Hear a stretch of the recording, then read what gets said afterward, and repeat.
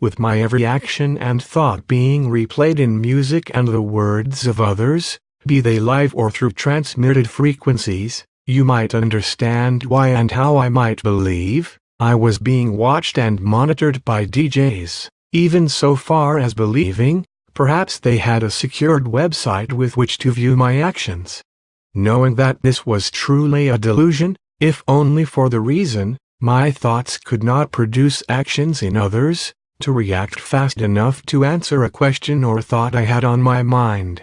Such as wondering about the title to said movie, Crossroads, one day as I was zipping around the stations, simply to use the words I was hearing to make synaptic connection and create thoughts that might have never occurred to me otherwise. I hit the AM frequency band without warning, and I heard one gentleman say to the other, with panic in his voice, "He's at it again, just zipping around the frequencies." What? We were told that he wouldn't be monitoring these frequencies. What should we do now? It's too late, he's heard us talking about him.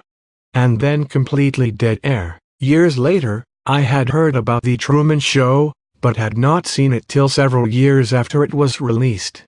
When I did get a chance to see it, my only interest in seeing it was purely to check out the technology to do such a thing. As in the movie, The Truman Show, I had such a moment of perception, which altered all reality. Such as the moment Truman heard, due to a frequency anomaly, on his radio that he had just almost had an accident and run over a woman. When I saw this scene, it was as though Jim Carrey was doing an impression of me, as I had reacted during my cross-frequency event. Events also took place other than those of a hearing reflection of previous events, which certainly were of a physical nature, where the physical matter around me seemed to be controlled by my thoughts. Across the shop I heard this awful racket. I turned to hear Tony's personal cooling fan. The fan blade was hitting the safety cage it was confined in. He walked over and adjusted it, so it would stop making the racket. He looked at me and shook his head, then stood there looking at it, to see if it would remain quiet. Several moments later I yelled, "Hey Tony," and pointed to the fan as though I would make it start screaming again, and it did. Twice more that day I got out of the car I was working on, to repeat this feat, with exactly the same results. This was one of those cases, I believe God smacked me for. I thought I was causing it to happen, not realizing God had simply placed me in the right spot at the right moment. Oh yes, the power of the finger. One stormy night while on the balcony I shot out my finger in a gun-type fashion at the ground below. I wish I could have had it on film, because a lightning bolt struck at that precise moment and spot. All I could do is turn away and crack up laughing. Send a bolt of lightning, very, very frightening. This last incident led to a reality much deeper beyond the doorway, a reality where the physical world seemed to be controlled by my will. This of course was not the case, but appeared to be. An example of this included my ability, as I would notice several leaves blowing down the street, and at the moment I would focus on one specific leaf it would stop dead in its tracks as if nailed to the ground instantly. This was not a sometime occurrence, it happened countless times, time after time.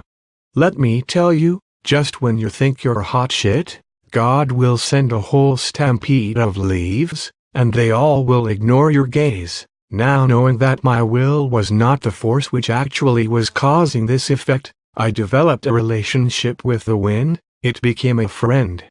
Several and more detailed occurrences happened while having the wind as a friend, such as pointing at debris in the wind and drawing a path I knew it was going to take, and in fact having it follow the path I had drawn with my finger. The most intense event was as I stepped off a bus. A rush of leaves approached me and stopped a couple of feet in front of me. Without thinking or realizing how bizarre my thoughts were, I had the sense of greeting a friend. About a foot away from my left foot stopped a small branch, with about a dozen leaves on it. I thought of it as making a goal between my feet. I thought, wide left, since it was closest to my left foot. Instantaneous of this thought, the branch was blown outside of my right foot. I considered that it did in fact travel the longer distance to miss the goal between my feet. It did in fact miss wide left, from the leaf's point of view and not mine. My reality at this time was that the wind was a multidimensional force, with the ability to sense an individual's intent. It now actually falls under the category, God knows what you're thinking, and it can demonstrate its willingness to show you His presence. While walking down the street a few blocks from my home, my attention was drawn to a fast-spinning 18-inch rainbow-colored pinwheel on a lawn. I turned 90 degrees to my right and stared at it and thought, it would be nice if it stopped, and at that instant it did. A few moments after it stopped, I thought, reversed direction, and instantly it did. Believe me, it did. There was the time. For no reason, I decided to see if I could flick a cigarette butt through the ceiling fan blades as they spun and hit the ceiling, so I flicked and watched it ricochet straight down and appear to land directly into a red tumbler sitting on the table. I thought, good shot, and went to pick up the tumbler to see if it had landed in some liquid to put it out. As I was lifting it, I then saw the cigarette butt standing on the filter and still burning. Neat trick. Now an example of phasing evolving into tranactual. Without a doubt, the most detailed and intricate event occurred while finding myself at what I thought was the end of incredible journey into the zone this tour had led to. Incarceration once again. But in this instance, it did not end with the reality that I had gone a little too far and lost touch with the real world. Unexpectedly, being jailed did not mean an exit through the doorway. Realizing that God had placed me in this circumstance for a reason, if only to put it in my book. I continue, reading was a great way to pass the time. As I read aloud a particularly interesting sentence in the book I was reading, my bunkmate exclaimed that it was a fitting reply to what he had just read.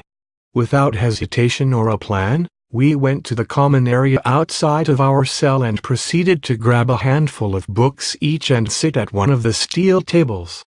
Each taking turns, we would place a finger within the pages and read aloud what it said. Consistently, time after time, what we were reading to each other sounded as if we were having a conversation. Sometimes it was a question, with an appropriate answer, others were the continuation of a thought. We did this for several minutes, both of us completely amazed at how incredibly intricate and detailed one another's replies had become.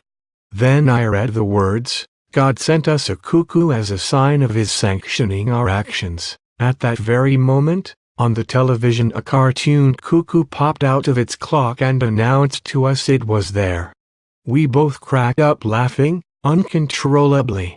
As I was trying to catch my breath, I had to know what book this sentence came from. The book was about a pair of missionaries traveling down the Amazon. As I wanted to read further as to the circumstances for such a statement, a guard, who was standing in our cell, called to me. He wanted me over to explain what my friend and I were laughing about. I walked over to him, with a book in my hand, and proceeded to explain just what we had been doing, and when I read the statement again, the cuckoo, once again, was right on cue. As he was laughing, I decided to see if he, too, could have followed us through the doorway. I asked him to pick up any 2 books of about 30 which were in a row placed on the floor, against the wall. Having chosen 2 books, I told him to place a finger within the pages of the first book and read it. As he fanned the page and pointed to words, I said, "Look and see what they say." To our amazement, he read, "Look and see." Now, being totally confident that a second demonstration couldn't fail, I told him to do it again, with the second book. The words he was now pointing at read, "Open your eyes and see." All he could say was, "You've certainly opened my eyes." He then asked me who I was, and what was I doing there.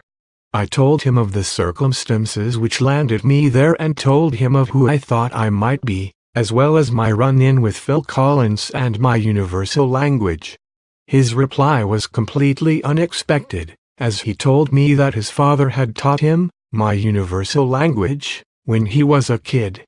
Not that he remembered it, but his father had in fact spent time talking about exactly the same code. He then said he had to leave and do his job elsewhere. This started me thinking about just how many people I had told my story to. What were the chances that I had actually met his father in the couple of dozen years I had been on this path? It seemed, in my world, the odds were greatly in my favor. This one event truly strengthened my resolve to continue on the path God had chosen for me, regardless of any consequences my actions in the real world might have for me. Later that afternoon, I had been sitting by myself doing some artwork to keep myself occupied, when one of the less enlightened snatched it from me, tore it up and threw it into the garbage. I walked over to the door which faced the observation booth and banged on it to get the guard's attention to complain about his actions. Without hesitation, this same guard pulled the microphone to his mouth and said, "Yes, Messiah?" There was no sarcasm in his voice, and this only seemed to anger me. I yelled back, "Don't call me that.